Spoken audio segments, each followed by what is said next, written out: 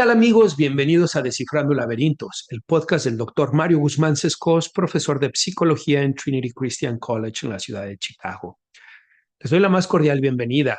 Hoy tenemos el episodio número 88. Lo he titulado ¿Existe un vínculo entre la violencia y la salud mental? Como ustedes han dado cuenta, estamos viendo un incremento de situaciones violentas, tanto a nivel de países como a nivel de individuos, y una explicación que sale con frecuencia es que son problemas de salud mental. Es que las personas están teniendo problemas de salud mental y por eso actúan así. Quiero que analicemos si es así o no. Quiero que analicemos cuáles son los trastornos donde se presentan conductas violentas y también que veamos qué otras explicaciones pudiéramos ofrecer. 5 temas. 1, vamos a hablar de esos acontecimientos a la alza. 2, los medios y los políticos que culpan la salud mental. 3, los trastornos mentales y las conductas violentas. 4, ¿qué otra explicación se puede dar? Y 5, algunas recomendaciones para ustedes. Como todos ustedes saben, hemos estado atestiguando situaciones bélicas de distintas naturalezas. Por un lado, la guerra de Rusia con Ucrania, el conflicto entre Israel y Palestina y los miles de muertos que eso ha dejado. Por otro lado, tenemos la persecución de los cristianos en Medio Oriente y en África, especialmente en Nigeria y en República del Congo, donde son perseguidos y asesinados por milicias islámicas. La violencia fruto del crimen organizado en países como México y la violencia en Estados Unidos, que es una violencia pública, una violencia que se hace con la intención de mandar un mensaje, de impactar. Estoy hablando de los tiroteos en las escuelas, estoy hablando de las masacres o los tiroteos que se están cometiendo en las iglesias católicas y también lo que ahora vimos con Charlie Kirk en la universidad en donde se le asesinó. Y la pregunta que muchos nos hacemos es, ¿qué está pasando? ¿Por qué está sucediendo esto? ¿Por qué pareciera que el mundo se está volviendo más y más violento? Y creo que la explicación es más compleja de lo que nos están haciendo creer en las redes sociales, en los medios de comunicación y los políticos. Y por eso es que estamos hablando el día de hoy de este tema. Pero vámonos pues al número 2, al tema número 2 del día de hoy, que son los medios y los políticos culpan a la salud mental. Con frecuencia leo en las redes sociales, escucho en las noticias, leo en los diarios que la gente, los periodistas, los políticos culpan a la salud mental. Dicen que para que alguien vaya a una escuela y haga un tiroteo, sin duda hay un problema de salud mental y se tiene que invertir más en eso.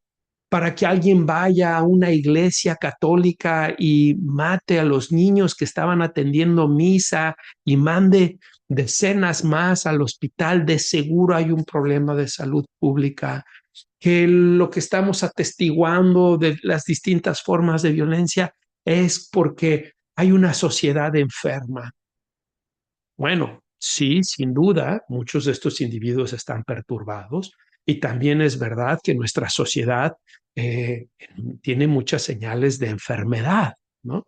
Que vivimos en una época convulsa, violenta, pero tenemos que ser cautos, porque cuando culpamos a la salud mental podemos caer en varios errores. Número uno, no tendría que ser la salud mental la culpable, en dado caso tendría que ser la enfermedad mental. Hoy hay un uso indiscriminado del concepto de salud mental cuando en realidad se quieren referir a los trastornos, a las enfermedades mentales. La salud mental es algo deseable, positivo, prosocial, es algo a lo que debemos de aspirar. En cambio, la enfermedad social y la enfermedad mental, perdón, no es prosocial, no es algo positivo, es algo indeseable y algo que hace padecer a los individuos. Entonces, tal vez en lugar de culpar a la salud mental, tendrían que culpar a la enfermedad mental, pero aún así no estoy convencido. Y es que no estoy convencido porque la gran mayoría de las personas con enfermedades mentales, depresión, ansiedad, trastornos de personalidad, trastornos psicóticos, etcétera, no son violentos. La inmensa mayoría de ellos no son violentos. son solo unos cuantos que son violentos. Y cuando culpan a la salud mental como lo hacen con tanta ligereza, pueden estar generando estigma, pueden estar generando un prejuicio para las personas que padecen salud mental y que de por sí ya le están pasando muy mal. Y puede haber quien se sienta deprimido y diga, ¿seré yo el próximo asesino? ¿Soy yo igual de malo que ellos? Cuando nuevamente la inmensa mayoría de los pacientes no hacen eso. Y por otro lado, el problema cuando los medios y los políticos y la gente en general culpa la salud mental es que se convierte en una explicación fácil, sencilla, económica, pero no compleja, profunda, que nos ayude a entender el problema con mayor claridad, con mayor entendimiento. Hace que dejemos de lado otras explicaciones que pudieran ayudarnos a entender por qué estamos viendo estos acontecimientos. Vámonos pues al punto número 3. Quiero que hablemos de cuáles son los trastornos mentales que sí lastiman, que sí generan violencia, en donde sí se pueden ver, tal vez no de manera constante, en algunos de ellos sí, en muchos otros de maneras esporádicas, en donde se pueden ver conductas violentas. Oigan, permítanme hacer una pequeña pausa para hacerles una invitación, sobre todo si eres estudiante o profesional de la salud mental, psicólogo, psiquiatra, terapeuta, trabajador social, o si estás estudiando alguna de estas carreras. Quiero invitarlos al taller que voy a dar el viernes 3 y sábado 4 de octubre. Es un taller titulado Terapia Cognitivo-Conductual, Principios Básicos y Conceptualización del Caso. E incluye un montón de cosas, sesiones en línea en vivo, 9 horas de sesiones en línea en vivo, material descargable, comunidad de terapeutas y grupo exclusivo de WhatsApp para participar en el taller, 50% de descuento en una supervisión de caso privada conmigo y un diploma de participación. Va a estar padrísimo. Hay solamente 20 lugares y ya se están acabando, así que te invito a que no pospongas tu inscripción si eres un psicólogo, psiquiatra, terapeuta, trabajador social o estudiante de alguna de estas carreras. Inscríbete lo antes posible porque se están acabando los lugares. Eh, Puedes tener más información en mi página web o en el link que voy a dejar en la descripción de este episodio. Bueno, solo quería hacerles esta invitación y ahora sí sigamos con el contenido que estábamos viendo. Vámonos a hablar pues del número 1 de estos trastornos y es el trastorno antisocial de la personalidad. El trastorno antisocial de la personalidad también se conoce como psicopatía o sociopatía.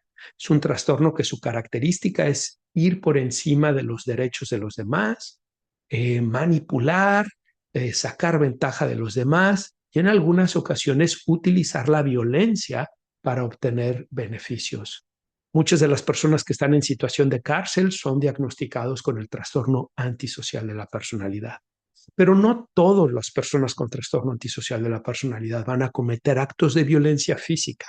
Otros van a ser engaños, van a ser eh, manipulación de las personas para sacar ventaja de ellos. Los criminales de cuello blanco, por ejemplo, ¿no? O muchos de nuestros políticos, desafortunadamente. El número 2 es el trastorno de la conducta. El trastorno de la conducta es el mismo trastorno que el trastorno antisocial de la personalidad, pero diagnosticado en niños y adolescentes. Son niños que pasan por encima de los derechos de los demás, niños que cometen actos de violencia, robos, mienten y son niños que también maltratan animales. Entonces, esos niños que tienen trastorno de la conducta también cometen actos de violencia, ¿ok? Normalmente vemos que todas las personas con trastorno antisocial de la personalidad tuvieron el trastorno de la conducta en la infancia o la adolescencia, mas no todos los niños van a terminar con el trastorno de la conducta, van a terminar desarrollando trastorno antisocial de la personalidad. Y eso nos habla de que el desarrollo es muy importante. Ningún trastorno mental puede ser explicado exclusivamente a nivel genético. Todos conllevan la interacción de la genética y del ambiente, ¿ok? El número 3 es un trastorno sexual, una parafilia que se llama pedofilia. Y este trastorno, como ustedes saben, son personas que abusan sexualmente de menores de edad. Em, Hay dos tipos, bueno, hay en realidad dos tipos de personas con pedofilia, eh, tres. Unos son los activos, otros son los pasivos y otros son los eh, sadopedofílicos.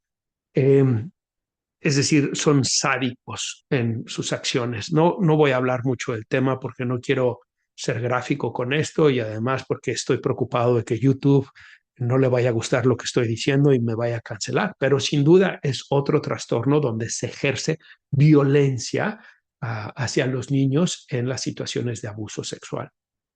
Tenemos también el trastorno, la parafilia del sadismo, ¿ok? Y en el sadismo son personas que encuentran excitación sexual a través de maltratar a otras personas. Pero normalmente las personas con sadismo lo que van a hacer es que van a buscar personas que tienen una tendencia masoquista, personas que tienen una tendencia a dejarse maltratar y a encontrar también excitación sexual a través de ser maltratados. Y por lo tanto van un poco de la mano. Entonces las personas con sadismo ejercen violencia, pero suele ser consentida. Eso no quiere decir que sea apropiada de ninguna manera, ¿ok? El trastorno negativista desafiante es un trastorno que se presenta en los niños y los adolescentes, donde normalmente son negativistas y desafiantes de la autoridad, pero donde también pueden incurrir en acciones violentas hacia otras personas. Ese es el número 5. El número 6, el trastorno límite de la personalidad. Este es un trastorno que está caracterizado por emociones intensas, por impulsividad, por falta de control y por incluso ante situaciones de mucho estrés, tener experiencias de despersonalización y desrealización, experiencias disociativas básicamente. Estas personas en el fondo tienen un esquema maladaptativo de abandono, tienen un gran temor de ser abandonados, un gran temor de que las personas con quienes tienen un vínculo les vayan a dejar. Y ante ese temor se activa la impulsividad, la falta de regulación emocional, incluso los síntomas disociativos. Y ahí pueden caer en situaciones de hacerse daño, como autolesiones o como, por ejemplo, intentar suicidarse y también de dañar a la otra persona, porque en la impulsividad y en el temor de que la otra persona les deje, pueden terminar lastimando a la otra persona. El número 7 son los trastornos por abuso de sustancias. Sabemos que hay personas que utilizan sustancias como es el alcohol, la cocaína y otras sustancias que alteran, que hace que pierdan el control de los impulsos y que puedan cometer conductas violentas. También pueden participar en situaciones criminales y es muy común que los criminales participen o consuman estas sustancias cuando están cometiendo sus actos ilícitos. Entonces, por ahí va de la mano, pero nuevamente no todas las personas que tienen trastornos por sustancia, abuso de sustancia, terminan actuando de manera violenta hacia los demás. También es verdad que las personas que consumen sustancias pueden actuar violentamente hacia ellos mismos, pueden actuar con intentos suicidas, con autolesiones, o manejando de manera tan imprudente que pueden terminar en un accidente que les puede costar la vida o les puede costar la salud. El número 8 es la depresión, pero en el caso de la depresión, la mayoría de las veces la violencia que vemos es hacia ellos mismos, no hacia los demás. Como ustedes saben, la depresión tiene uno de sus síntomas que es el pensar constantemente sobre la muerte, la ideación suicida y el intento suicida. Y desafortunadamente muchos de esos pacientes logran su cometido y muchos de ellos terminan muriendo. Pero normalmente es una violencia hacia ellos, no es una violencia hacia los demás. Por otro lado, tenemos la esquizofrenia. Este es el punto número 8, el trastorno número 8. La esquizofrenia y el trastorno delirante son dos trastornos psicóticos. La esquizofrenia, su característica es que tiene alucinaciones e ideas delirantes, y el trastorno delirante solamente ideas delirantes. Y a veces pueden ser de contenido persecutorio. Y en ese contenido persecutorio pueden hacerse daño a ellos mismos o a otras personas. La gran mayoría de las veces es hacia ellos mismos. En algunos casos, esas ideas delirantes de contenido persecutorio pueden estar focalizadas hacia otras personas y pueden cometer daño también. El número 10 es el trastorno bipolar. El trastorno bipolar, como ustedes saben, es un trastorno que fluctúa entre episodios depresivos y episodios maníacos. Y cuando las personas están en manía, pierden control de los impulsos, pierden regulación emocional, pierden juicio y criterio. Y eso los lleva a participar de conductas que les pueden poner en riesgo su vida, su integridad o la vida o integridad de otras personas. Por ejemplo, manejar exceso de velocidad e intoxicados, verse involucrados en peleas físicas, conductas sexuales de alto riesgo, etcétera. Entonces, sin duda, ese es un trastorno que también participa de conductas violentas. Y finalmente, el autismo. En el autismo la violencia es diferente. No entendemos todavía muy bien el autismo, no entendemos muy bien qué es lo que sucede, pero algunos de ellos tienen conductas estereotipadas violentas, es decir, han aprendido a utilizar la violencia como una forma de estrategia de afrontamiento ante las situaciones que experimentan y no saben manejarlas. A veces, sobre todo las autolesiones, ¿ok? Y otras veces pueden tener situaciones de violencia hacia otras personas, pero no porque busquen dañar a las otras personas, sino porque están reaccionando con poco control de impulsos ante las situaciones que pueden ser altamente estimulantes. Ok, ustedes van a decir, oye Mario, pues 11 trastornos que se relacionan con la violencia, sí, pero salvo el trastorno antisocial de la personalidad y el trastorno de la conducta, todos los otros no se relacionan a las situaciones de violencia que estamos viendo y a las que yo me refiero el día de hoy. No se relacionan a tiroteos en escuelas, en iglesias, a persecuciones de cristianos, a asesinatos de personas que van y hablan de manera pública en universidades. Todos esos trastornos, salvo el trastorno antisocial y el trastorno de la conducta, se dan en situaciones y contextos específicos, a veces de la vinculación o a veces hacia ellos mismos más que hacia otras personas, o a veces en el contexto sexual, como lo hablábamos de las parafilias que mencioné.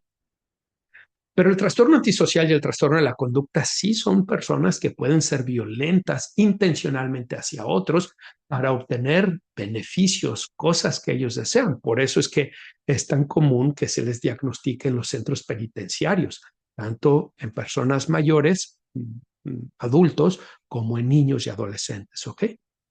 Pero cuando nosotros decimos que los tiroteos, etcétera, son problemas de salud mental, estamos estigmatizando, que nuevamente la inmensa mayoría de los pacientes no lo van a hacer.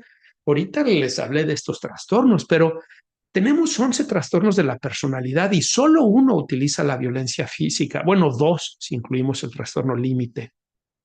Tenemos los trastornos de ansiedad y ninguno de los trastornos de ansiedad se habla de violencia hacia otras personas o hacia ellos mismos. Tenemos trastornos del neurodesarrollo, tenemos otros trastornos sexuales, tenemos muchos trastornos en los que no va a haber conductas violentas ni hacia ellos mismos ni hacia otras personas. Así que cuando utilizamos esta etiqueta de qué es la salud mental, podemos terminar estereotipando, podemos terminar generando estigma y haciendo que las personas que padecen trastornos mentales se sientan, por un lado, estigmatizados, pero por otro lado, inhibidos a buscar la atención que ellos necesitan. Y por cierto, si es cierto que muchos de los perpetradores de estas violencias son personas perturbadas, tendríamos que preguntarnos por qué ellos sí y los otros millones y millones de pacientes con trastornos mentales no cometen esos actos de violencia. Y ahí es a donde quiero ir. Quiero que vayamos al punto número 4 y que hablemos qué otra explicación se puede dar. Y fíjense, la número 1 es que quiero que hablemos de la fragilidad psicológica de estos individuos.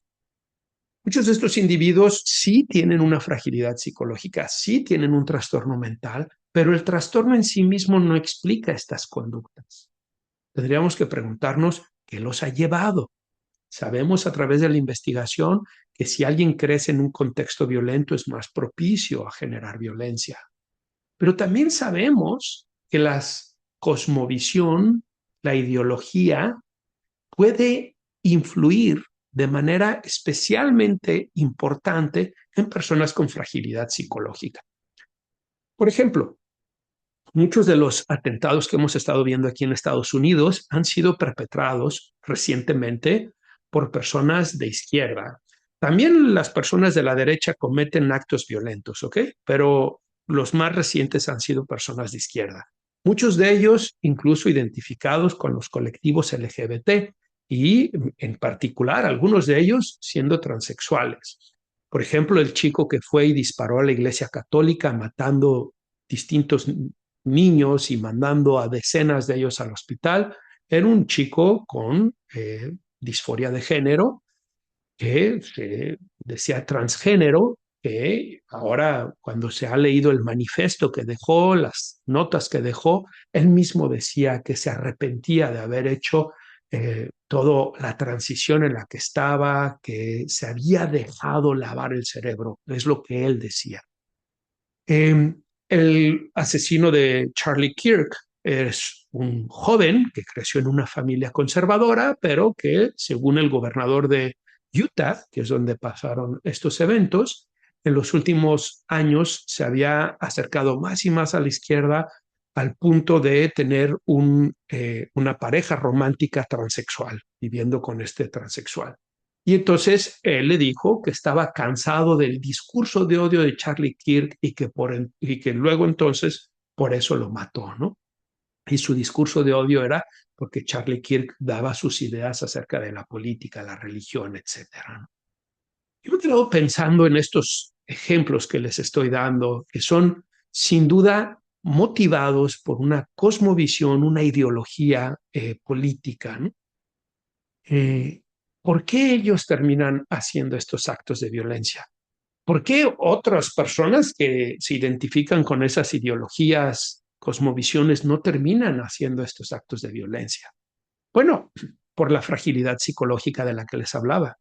Hoy sabemos que muchos de los chicos que experimentan disforia de género y que están haciendo la transición tienen trastorno autista y tal vez están encontrando en la idea de ser transgéneros la posibilidad de pertenencia a una comunidad, la posibilidad de explicar por qué ellos son diferentes a los demás. Pero no es que realmente sean transgéneros, son personas que padecen de un trastorno autista y que cuando se les dice que lo que ellos tienen que hacer es la transición, no se atiende eso que está de base, que es el tema del autismo, puede generar muchos problemas. A mí me parece que el chico que fue y cometió el asesinato de estos niños en la Iglesia Católica es un chico que pudiera estar dentro de esa categoría. Cuando uno lee lo que dejó escrito, uno se da cuenta de que él estaba pasando muy mal, incluso él diciendo que se arrepentía de la transición, que se dejó lavar el cerebro. Son sus palabras, no son mis palabras. No todas las personas transgénero van a cometer actos de violencia. Algunos sí. No todas las personas de extrema derecha van a cometer actos de violencia. Algunos sí. No todas las personas de extrema izquierda van a cometer actos de violencia. Algunos sí. Y es que hay una fragilidad psicológica. Y además de esa fragilidad psicológica, se añaden ideologías extremistas que los llevan a sentir que es su deber el cometer los actos de violencia. Justo el asesino de Charlie Kirk, eso es lo que le sucedió. Lo vio como un acto moral, lo vio como una necesidad, una obligación, porque él estaba convencido que Charlie Kirk era la representación del mal, que hablaba con un discurso de odio, y por lo tanto él no podía permitir que eso sucediera. Entonces, fíjense, dentro de las otras explicaciones que se pueden dar a la violencia que estamos viendo es esa fragilidad psicológica, número uno, pero dos, las ideologías y cosmovisiones que estamos viendo ahora.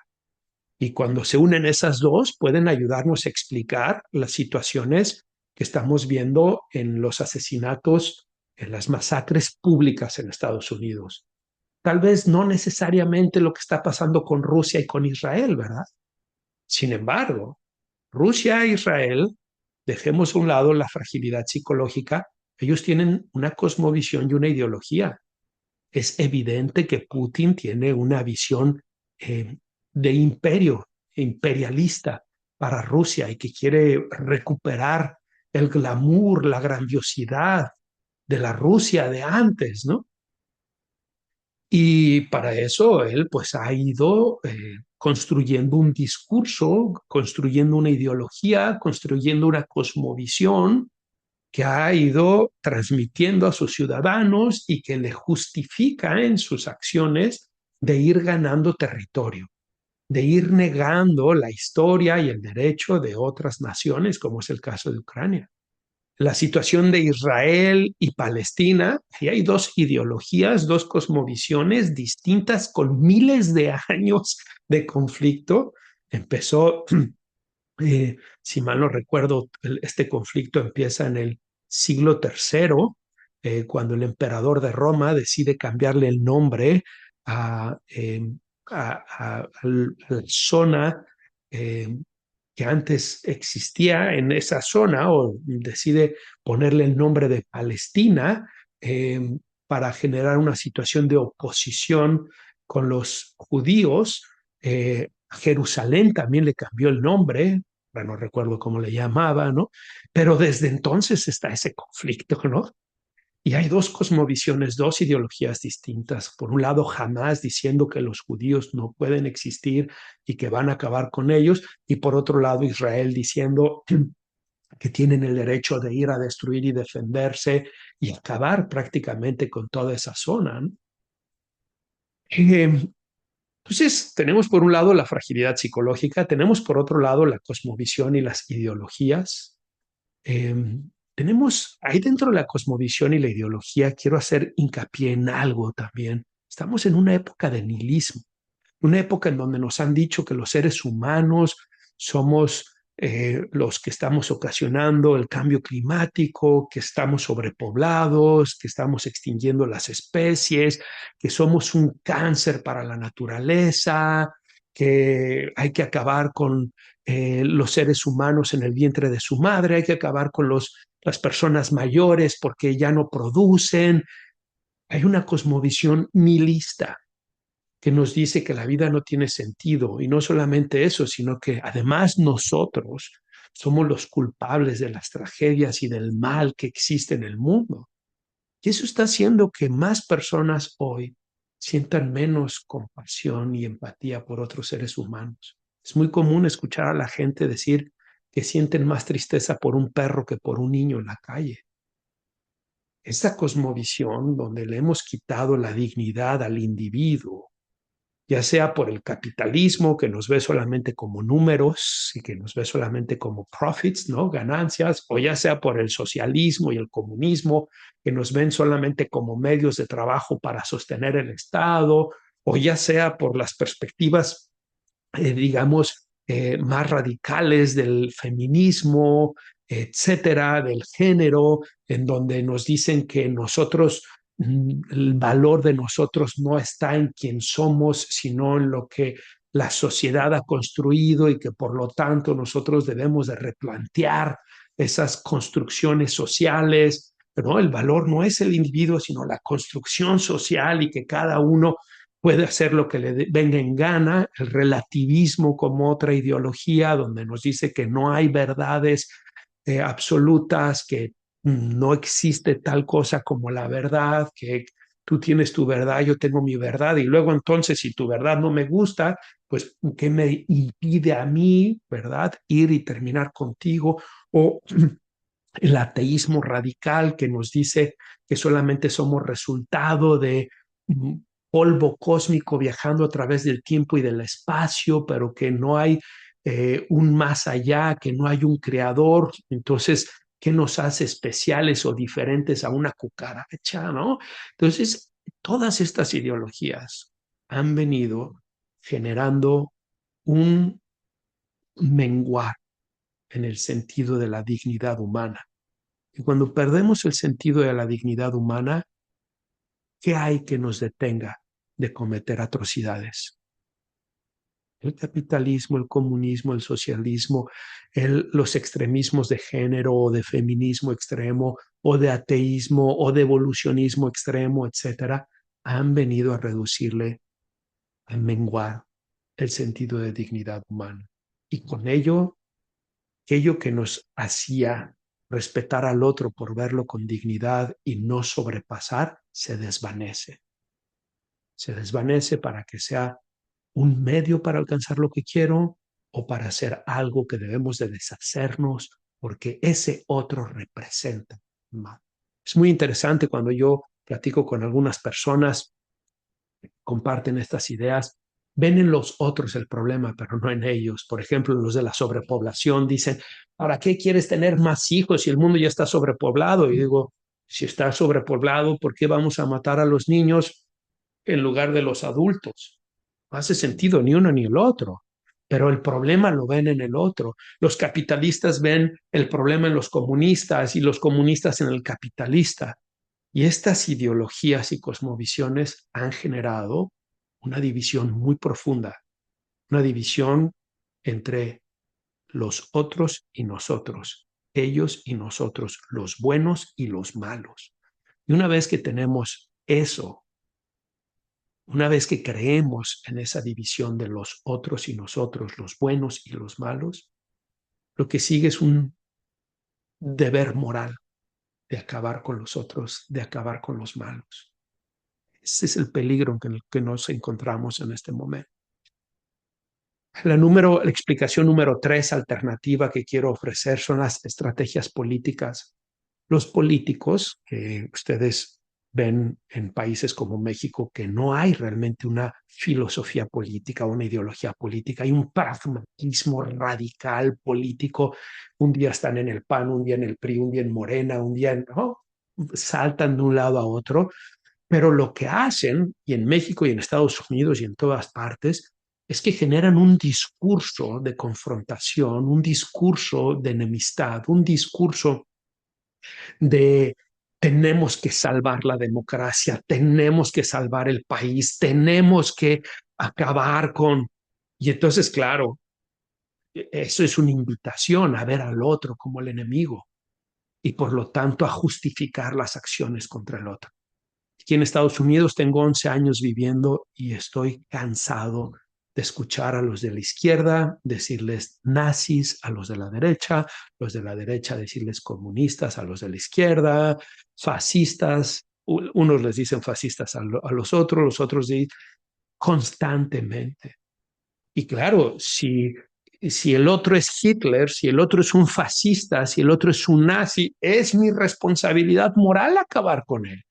Si el otro es Stalin, si el otro es un comunista terrible, si el otro quiere acabar con lo que es mío, es mi responsabilidad moral terminar con él. ¿Se fijan lo peligroso? Número 4, las redes sociales. Yo no sé ustedes, pero cada vez soy más consciente del efecto que están teniendo las redes sociales en mí, lo veo en mis hijos, en mis pacientes, en la sociedad, pero lo veo en mí también. Recientemente cerré mi cuenta de Twitter o X. Era una de las cuentas menos activas que tenía, pero no solamente era por eso, sino porque cada que yo visitaba X terminaba enojado y terminaba participando en discusiones en línea de las cuales después me arrepentía, se activaba mi impulsividad, se activa una parte en mí que me hace ser colérico y después lo leo y digo, ese no quiero ser yo. Sí quiero ser alguien que hable con la verdad, sí quiero ser alguien que tenga una posición, sí quiero ser alguien que puedan los demás decir, Mario tiene estas perspectivas en la vida. pero no quiero ser colérico, no quiero ser radical, no quiero ser alguien intolerante, no quiero ser alguien que no tenga una disposición a dialogar, a escuchar, a estar en desacuerdo con los demás. Pero las redes sociales activan eso en mí y en muchas personas, o en todos. En la forma en cómo funcionan los algoritmos y la anonimidad que nos dan las redes sociales. Incluso cuando la cuenta tiene el nombre, sigue siendo un tema de anonimidad porque sé quién es la otra persona, no conozco a la otra persona. Tal vez la otra persona está en Argentina y yo estoy en Estados Unidos, pero si esa persona estuviera sentada al lado de mí, ¿le hablaría de la misma forma? Les aseguro que lo que estamos viendo en las redes sociales no es lo que pasa en la vida real. Y esas envalentonadas que nos damos en las redes sociales para hablar mal de los otros, no nos damos esas envalentonadas en la vida real. Yo recibo muchas críticas también, a veces algunos, algunos me quieren clasificar de izquierda, otros me quieren clasificar de derecha, otros quieren clasificarme de pista y otros de antipapista, y sea como sea que quieren clasificarme, desde ahí buscan agredirme, ¿no? Y me dicen sepulcro blanqueado, o me dicen privilegiado, o me dicen comunista. Y bueno, la verdad es que ni de izquierda ni de derechas. Algo de lo que he hablado en distintas ocasiones es que soy una persona que trata de identificar dónde están las ideas que hacen sentido, dónde están las ideas que las apoya la razón y si esa idea va hacia el bien común, a favor de la ley natural y en contra del ejercicio innecesario de la violencia, las voy a apoyar.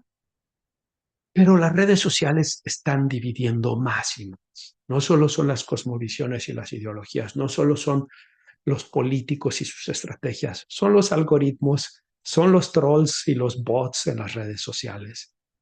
Y la quinta explicación que quiero compartir es la desensibilización a la violencia. Nos hemos acostumbrado en los últimos años a ver películas violentas, a ver noticias violentas, a participar en la violencia de una u otra forma, al punto de que ahora estamos desensibilizados. Las noticias que apenas hace 20 años paralizaban países enteros, ahora suceden día a día y ya no les damos importancia. El doctor Sebastián Galán, el doctor José Luis Calderón y yo escribimos un artículo sobre la desensibilización a la violencia, una investigación que encabezó el doctor Galán, pero creo que eso lo estamos viendo más y más en nuestra sociedad. Y por ello también es más fácil que las personas participen de situaciones de violencia. Entre la fragilidad psicológica, la cosmovisión o ideología, las estrategias políticas, las redes sociales y la desensibilización, hay más personas que dicen, ¿por qué no? Voy a ir a acabar con los otros, voy a ir a acabar con los fascistas, con los comunistas, con el Hitler, con el Stalin, voy a ir a acabar con el otro. Es mi deber moral. Vámonos pues al quinto y último punto, las recomendaciones que les traigo para este episodio. Número uno, limita el contenido y tiempo de las redes sociales. Como lo estábamos viendo, las redes sociales están teniendo un efecto nocivo, tanto en el individuo como en las sociedades. Tienen cosas positivas, por eso las uso yo, por eso estoy grabando este podcast, pero tienen muchas cosas negativas. Limita el contenido y el tiempo de redes sociales. Identifica cuál es tu red social que más daño te hace. Para mí era X y la tuve que cerrar por eso. Tal vez tú también puedes hacerlo. Número dos, apertura al diálogo y a la libre expresión. Estoy en contra de la cultura de la cancelación. Lo están haciendo los de la izquierda y los de la derecha. Ahora que está Trump en el poder, está haciendo lo mismo que se quejaron de lo que hacía Biden y sus amigos. Están silenciando y están pidiendo que corran a personas por expresar sus opiniones. Las opiniones de los otros pueden ser terribles, pueden ser lamentables, pueden ser irracionales.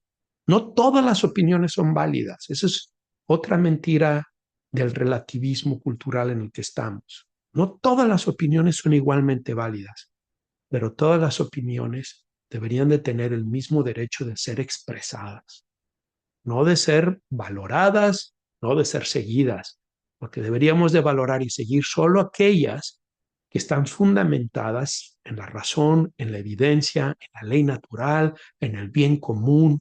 Esas son las ideas que deberíamos de fomentar. Pero aún así, si hay alguien que tiene ideas contrarias a las tuyas, podemos hacer lo que en inglés decimos, we agree to disagree. Estamos de acuerdo en estar en desacuerdo. Pero cuando empezamos a cancelar, a limitar la expresión, la persecución por las ideas, bueno, eso es algo que Charlie Kirk decía. Cuando dejamos de hablar, lo que sigue son las balas. Y eso es algo que debemos de evitar todos. Número 3, cuestiona las ideologías y las cosmovisiones que consumes. Necesitamos cuestionar lo que los políticos y los ideólogos nos están tratando de vender. ¿Cuál es el interés detrás? ¿Cuál es el resultado? ¿A dónde nos lleva?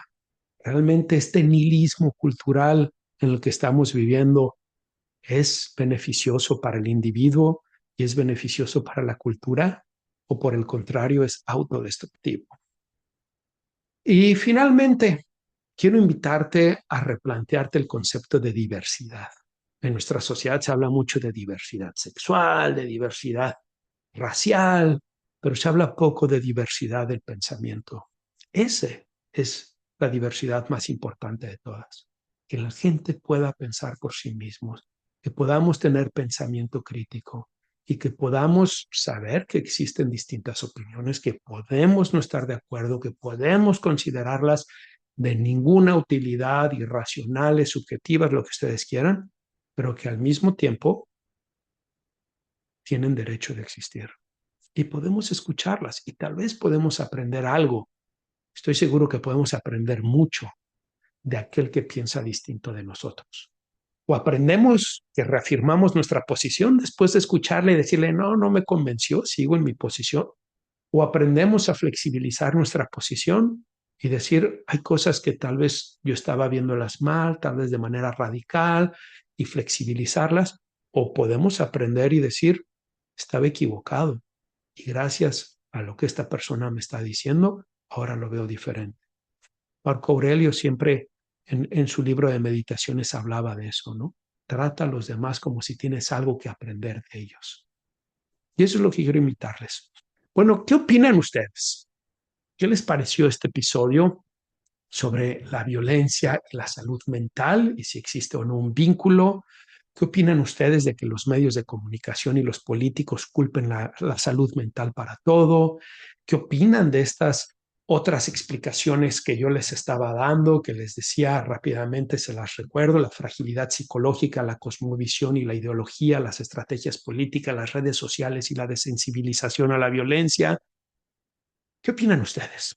Me encantaría escucharlos para que justamente hagamos ese ejercicio de la diversidad de pensamiento. Si en alguna ocasión con mis publicaciones he sido excesivo, si en alguna ocasión yo no he llevado a la práctica lo que hoy estoy predicando aquí, me disculpo. Las redes sociales, las ideologías, la fragilidad psicológica, todo también ha tenido un efecto en mí. Pero los invito a que ustedes también se analicen y vean qué es lo que ustedes pueden cambiar o mejorar. Que la pasen muy bien. Un abrazo a todos y nos vemos en el próximo episodio de Descifrando Laberintos.